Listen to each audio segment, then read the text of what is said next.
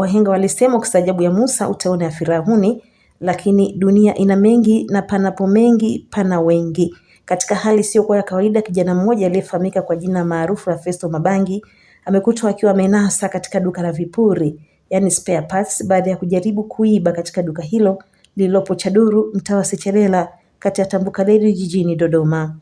Kwa mujibu wa mashuhuda, wanasema kwamba kijana huyo alinasa kuanzia saa 4 usiku hadi saa 2 asubuhi ya Agosti 8 mwaka 2026. Jionee mwenyewe tukio hili. Si kwamba kijana huyo anabembea au anacheza dukani hapo, bali amenasa wakati akitaka kuiba.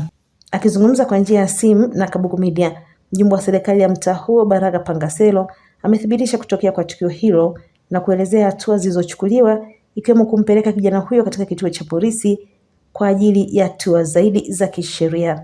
Endelea kutufuatilia katika mitandao yetu ya kijamii kwa habari zaidi.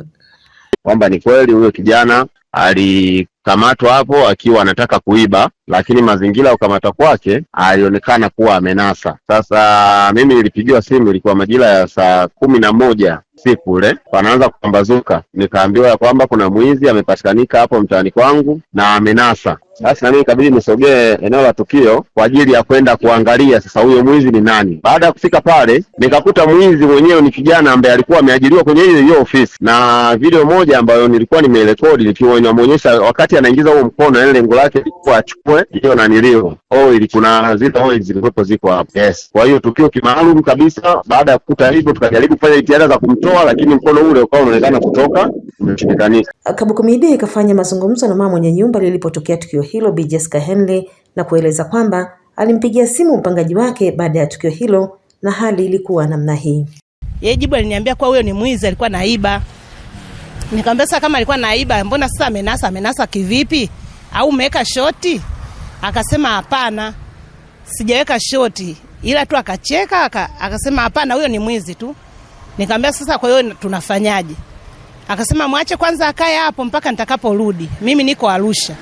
Lakini baadaye tena mimi nikakaa ikabidi nimpigie tena simu. Nikamwambia nilikuwa naomba piga simu polisi ili waje wamchukue. Kama ndio hivyo. Akasema ngoja basi nimpigie mdogo wangu, atakaye kuja kumtoa, nitampa maelekezo. Tulia tu, ngoja nipige simu polisi waje. Mwanangu Chaduru kweli sasa hivi unaleta wizi Chaduru, ona sasa umenasa hapo. Kuna mabanda mengine yaibiwagi mdogo wangu.